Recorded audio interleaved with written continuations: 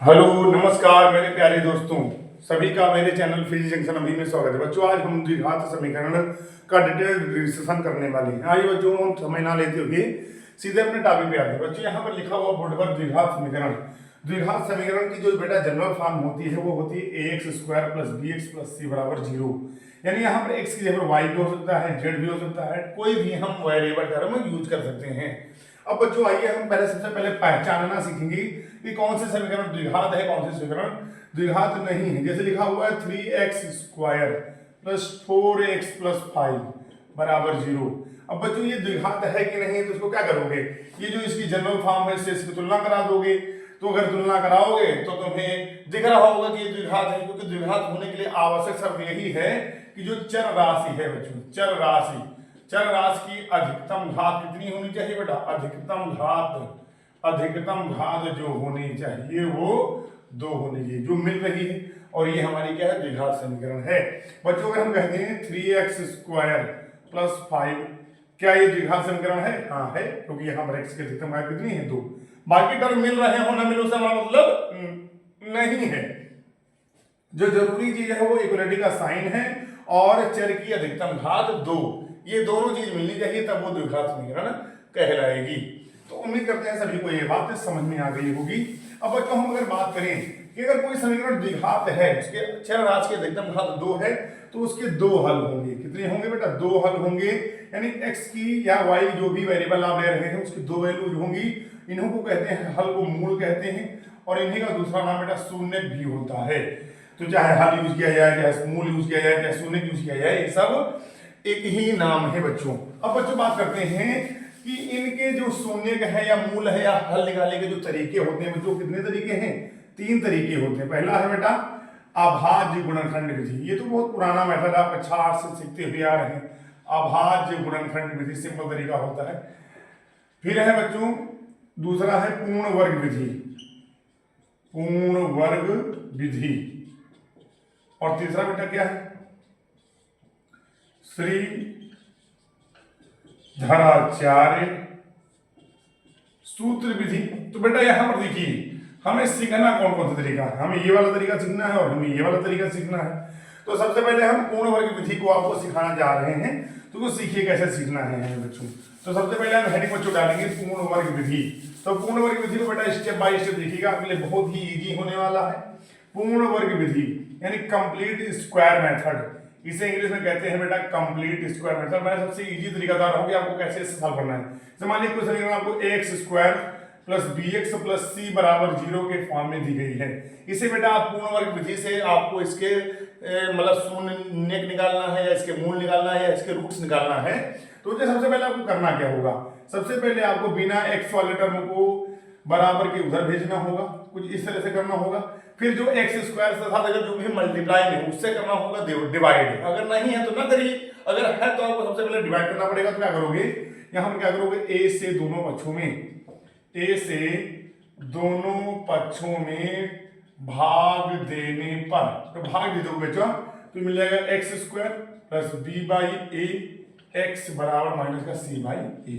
अब बच्चों करना क्या है, ये जो x वाला टर्म मिल रहा है उसमें क्या करना है, सबसे पहले तीसरे टर्म में आपको 2 से गुणा और 2 से भाग करना है। क्योंकि हमने यहां पर आपको देखिए हम गौर से कि x को अलग कर दिया, 2 को अलग कर दिया और b/2 को हमने अलग कर दिया, b/2 को हमने अलग किया है। इसका कोई विशेष मतलब होगा इसलिए हमने अलग किया है।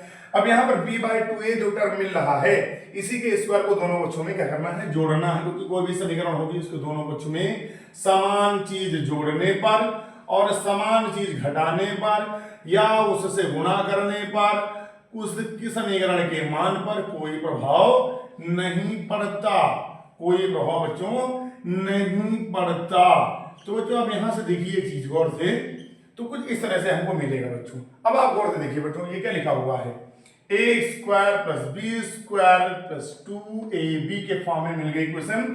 तो मिल जाएगा बेटा x plus B by 2a का होल ऑफ स्क्वायर बराबर, अगर हम यहां पर देखें तो ये मिलेगा माइनस का सी बाई ए, इसके स्क्वायर को अगर हम खोलेंगे बेटा तो ये मिलेगा plus B square upon 4a square.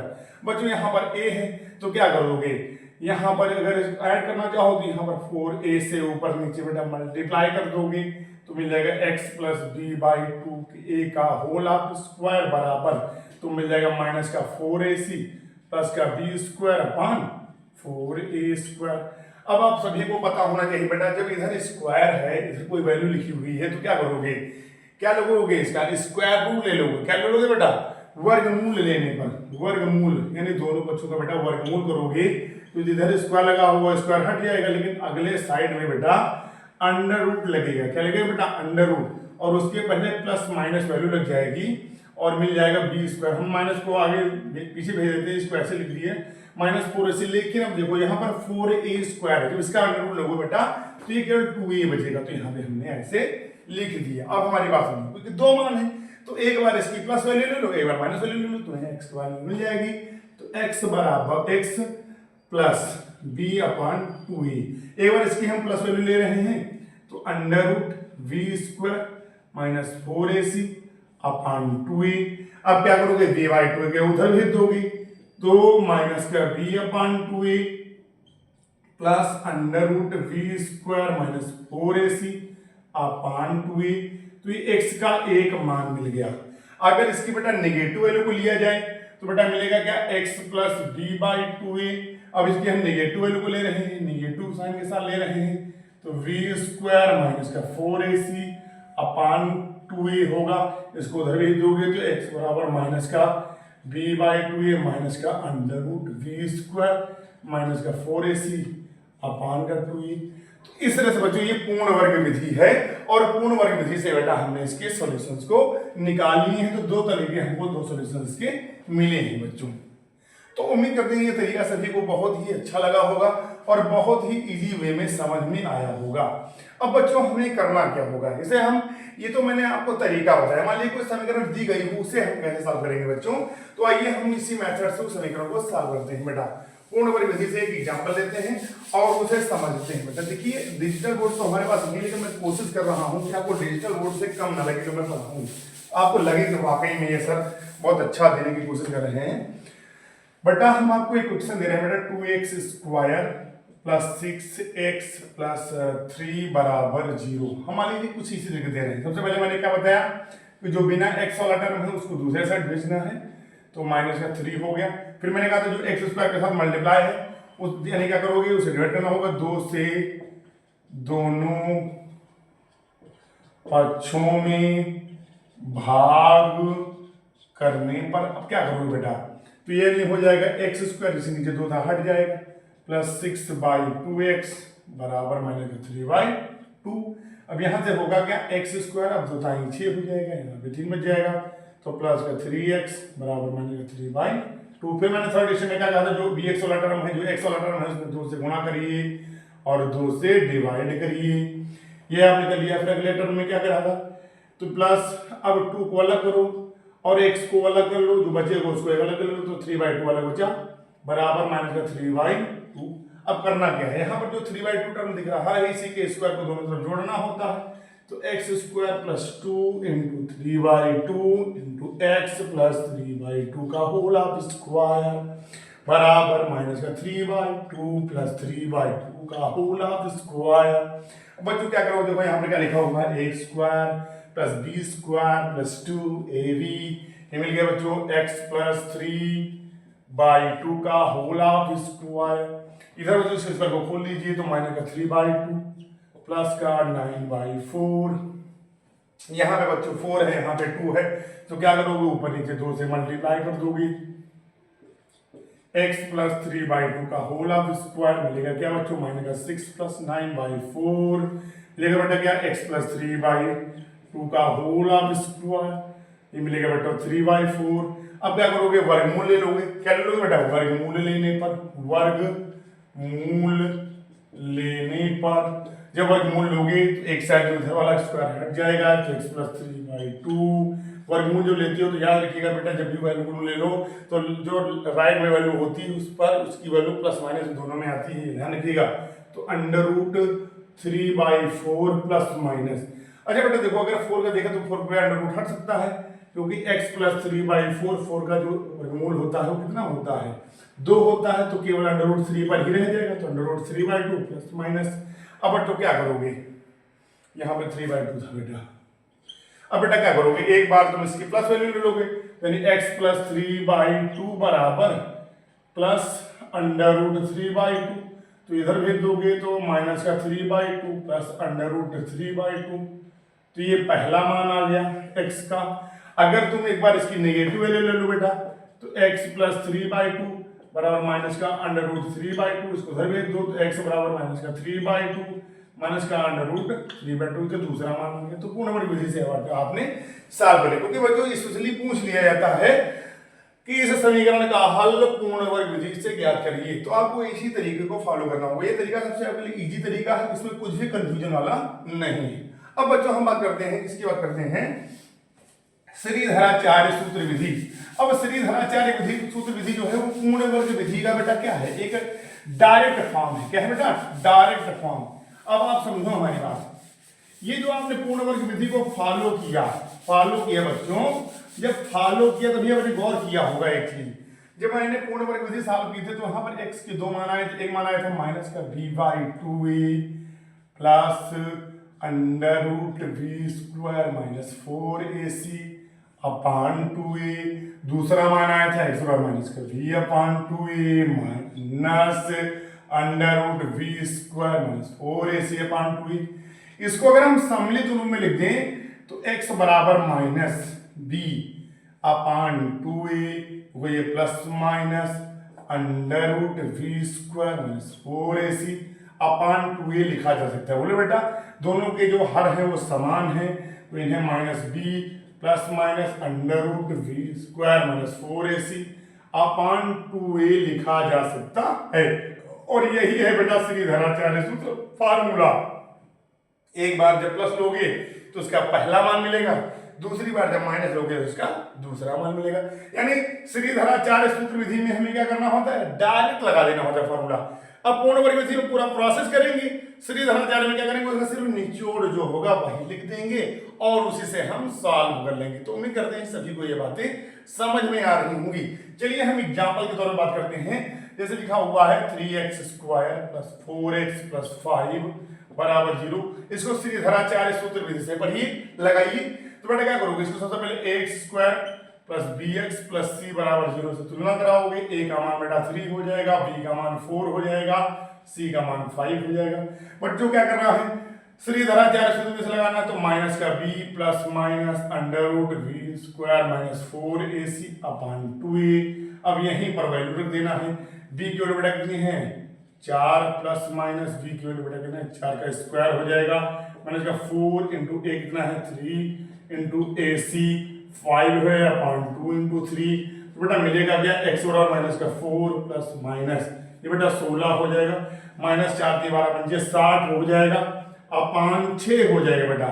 अब आप समझो यहाँ से x की जो वैल्यू आएगी बेटा माइनस का 4 बेटा प्लस माइनस अंडर बेटा 16 में से जब 60 जाएगा तो माइनस का क्या बचेगा बेटा 44 बचेगा अपान ये कितना होगा 6। अब बेटा करना क्या है, एक बार x की क्या ले लो, यहाँ पर x जो लोगे माइनस का 4, एक बार प्लस साइन लेना है, माइनस का 44 अपान 6, और एक बार माइनस ले लोगे तो x minus 4 minus under root minus का 44 अपान 6, तो आपको बेटा x के दो हल मिल गए। तो ये बेटा श्रीधराचार्य मेथड है। क्या बेटा, श्रीधराचार्य सूत्र विधि है, श्रीधराचार्य सूत्र विधि है। तो उम्मीद करते हैं सभी को ये तरीके बेटा बहुत विधिवत समझ में आ गए होंगे। अब बच्चों हम पूरा डिस्कशन करने वाले हैं, तो आगे हम बात करने वाले हैं मूलों की। किसी बात करने वाले हैं मूलों की, कि मूलों का योग कैसे निकालना होगा, मूलों का गुणनफल कैसे निकालना होगा, ये सब बातें हम करने वाले हैं बच्चों। तो देखिए बेटा जनरली बेटा यहाँ पर जो मूल है बेटा मूल यानी हल, उनको हम x1 कामा x2 अगर हम x ले रहे हैं, या y1 कामा y2 या मान लो y वेरिएबल लिया है, या सीधे अल्फा कामा बीटा से ही डिनोट करना ज्यादा बेहतर रहता है। तो ये सब सिंबल्स हम यूज कर देते हैं और ज्यादातर यहाँ पर अल्फा बीटा से ही प्रयोग किया जाता है। तो बेटा जो मूल है बेटा वो अल्फा कामा बीटा से डिनोट किए जाते हैं बेटा। अब बेटा अगर हमारे पास कोई द्विघात समीकरण ax² plus bx plus c बराबर 0 के फॉर्म में दी गई है। और सबसे पहले हमें मूलों का योग निकालना हो। क्या निकालना हो बेटा? मूलों का योग निकालना हो। मूलों का योग निकालना हो तो ये अल्फा प्लस बीटा के फॉर्म में इक्वेशन होगी। इसका फॉर्मूला होता है बेटा माइनस का बी अपॉन ई। और बेटा अगर मूलों का गुणनफल निकालें, मूलों का गुणनफल निकालें, मूलों का गुणनफल निकालें, मूलों का गुणनफल निकालें तो अल्फा इंटू बीटा होगा बच्चों, और ये होगा सी अपॉन ए। आइए हम एग्जाम्पल जैसे लगा लेते हैं। जैसे बच्चों दिया गया 3x² माइनस का 5x + 6 बराबर 0। इसके मूलों का योग निकालना है और मूलों का क्या निकालना है? गुणनफल निकालना है। तो सबसे पहले हम क्या करेंगे? ax² + bx + c बराबर 0 से तुलना कराएंगे तो a का मान कितना है बेटा? 3। और मैंने कहा था जब b निकालो, जैसे मान लो हम माइनस लगा हुआ है तो हम b से साइन लिखेंगे वैल्यू माइनस का 5 और c की वैल्यू क्या होगी? 6 होगी। बेटा मूलों का योग अल्फा प्लस बीटा होगा।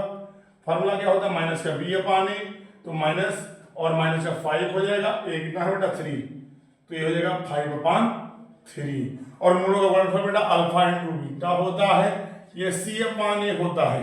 तो बेटा c की वैल्यू बेटा कितनी है?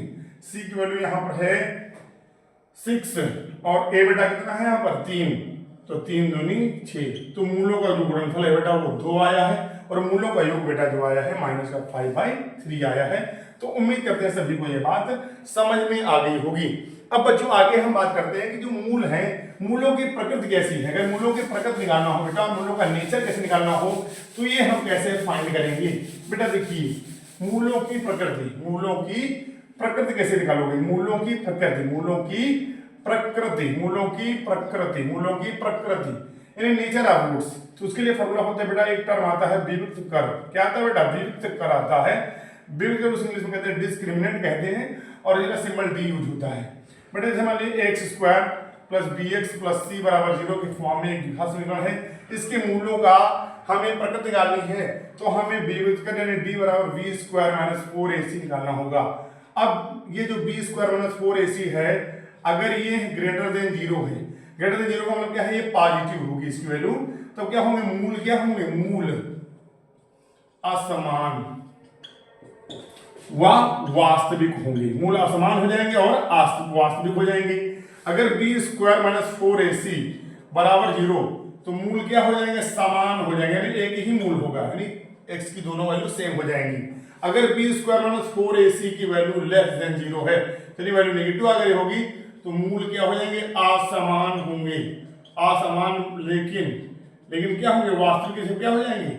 काल्पनिक हो जाएंगे। क्या हो जाएंगे बेटा? काल्पनिक हो जाएंगे। क्योंकि अब यहां पर अभी बताते हैं ऐसा क्यों होता है, देखिए। तो उम्मीद करते हैं हम एग्जाम्पल के माध्यम से इसको समझते हैं। ये बेटा बहुत बार एग्जाम्पल हमारे परीक्षा में पूछा जाता है। देखिए जैसे मान लीजिए कि सबसे पहले हमें दिया गया 4x² माइनस का 6x + 9 बराबर 0 के मूलों की प्रकृति, मूलों की प्रकृति बताओ। तो बेटा क्या करोगे? सबसे पहले से ax² + bx + c बराबर 0 से तुलना कराओगे। a की वैल्यू 4 है, b की वैल्यू -6 है, c की वैल्यू 9 है, साइन लेना है। फिर निकालोगे d इसका, यानी कि b² - 4ac निकालोगे तो d b² - 4ac कितना है? यहाँ पर b की वैल्यू कितनी है बेटा? -6 का होल स्क्वायर माइनस का 4 × a कितना है? 4, c कितना है? 9। तो बेटा d क्या मिलेगा? ये हो जाएगा 36 और 16 9 144। तो बेटा मिलेगा क्या? -108। अब ये वाली जो नेगेटिव आई है बच्चों, ये d आया है। d क्या आया है? लेस देन 0 आया है। अब d जब लेस देन आया 0 तो मूल बेटा क्या हो जाएंगे इसके? मूल असमान व काल्पनिक हो जाएंगे। अच्छा ये काल्पनिक क्यों हुई बेटा? समझिए हमारी बात। अभी मैंने आपको श्रीधराचार्य सूत्र पढ़ाया तो x बराबर प्लस माइनस का b plus minus √b² - 4ac upon 2a। अब हमारी बात समझिएगा, ये जो b² - 4ac है यही तो d है। अगर हम श्रीधराचार्य के सूत्र को लिखना चाहें तो लिख सकते हैं माइनस का b plus minus √d upon 2a। अब जब d निगेटिव आ गया तो निगेटिव का बेटा तुम स्क्वायर रूट नहीं निकाल पाओगे। तो जब स्क्वायर रूट नहीं निकाल पाओगे तो वहां पर एक इमेजिनरी टर्म एग्जिस्ट कर जाएगा। कुल मिला के आप कह सकते हो x बराबर -b प्लस माइनस, जब d बेटा निगेटिव हो गया, d जब निगेटिव हो गया तो ये जो फॉर्म होगी कुछ इस तरह की हो जाएगी i d अपॉन 2a। अब बेटा ये क्या है बेटा? एक ये एक कॉम्प्लेक्स नंबर हो गया। क्या हो गया बेटा? ये कॉम्प्लेक्स नंबर हो गया और इसमें आईडी ऐड हो गया। तो बेटा ये क्या हो जाएगा? ये इमेजिनरी नंबर को शो करेगा। समझ रहे हो नहीं समझ रहे हो? तो ये इमेजिनरी हो जाएगा। क्या हो जाएगा? रूट इसके इमेजिनरी हो जाएंगे।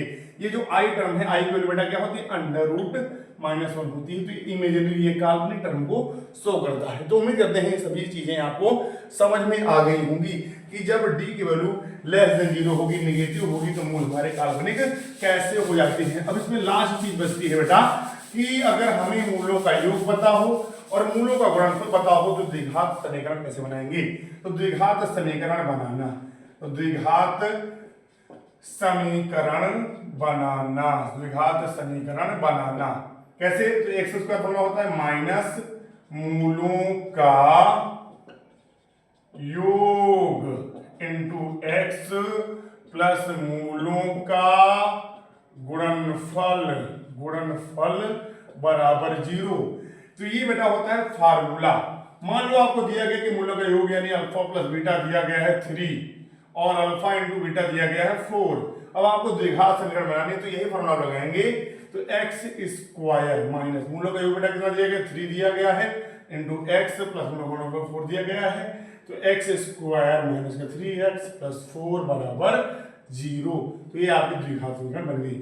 तो उम्मीद करते हैं इस वीडियो से आपने बहुत कुछ सीखा होगा और आपकी बोर्ड परीक्षा में 2, 4, 6 नंबर पक्के हो जाएंगे। इस वीडियो को देखिएगा और शेयर करिएगा। जो चैनल पे नए हैं वो चैनल को सब्सक्राइब करिएगा। धन्यवाद।